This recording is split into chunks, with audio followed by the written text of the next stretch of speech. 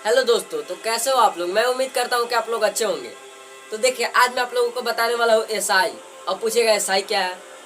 तो देखिए, SI S और आई। तो एस से हो गया सिंपल और आई से इंटरेस्ट, सिंपल इंटरेस्ट। अब देखिए, सिंपल सिंपल यानी साधारण, और इंटरेस्ट यानी ब्याज, सिंपल ब्याज यानी साधारण ब्याज। एसआई के मतलब हो गया साधारण ब्याज। अब देखिए, हमको साधारण ब्याज ज्ञात करना है। तो साधारण ब्याज ज्ञात करने के लिए हमें तीन चीज चाहिए। अब पूछेगा क्या क्या तीन चीज चाहिए। पी चाहिए, आर चाहिए और टी चाहिए। अब पूछेगा पी क्या है, आर क्या है, टी क्या है। तो पी का देखिए मतलब होता है प्रिंसिपल अमाउंट। क्या होता है? Principal amount. अब पूछेगा प्रिंसिपल अमाउंट का मतलब क्या होता है, तो यानी मूलधन। प्रिंसिपल अमाउंट यानी मूलधन। अब देखिए आर, तो आर से क्या होता है?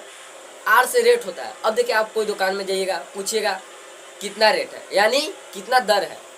तो आर का मतलब होता है दर। आर का मतलब होता है दर। अब देखिए टी, तो टी से टाइम, सिंपल सा बात है। टी से होता है टाइम, यानी समय। क्या होता है? समय। अब देखिए, इसको ज्ञात करने के लिए हम लोगों को एक सिंपल सा फॉर्मूला है, कुछ नहीं करना है, बस उसको याद भी करने का बात नहीं है।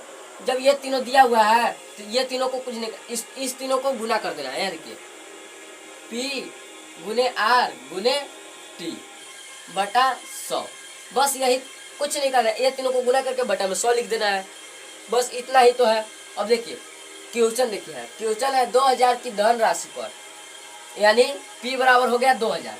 क्या हो गया? P बराबर हो गया 2000 की धन राशि पर 10% वार्षिक ब्याज, यानी R कितना हो गया? 10%।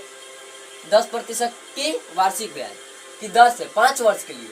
अब देखिए वर्ष कहा, यानी टाइम, यानी T बराबर 5 वर्ष।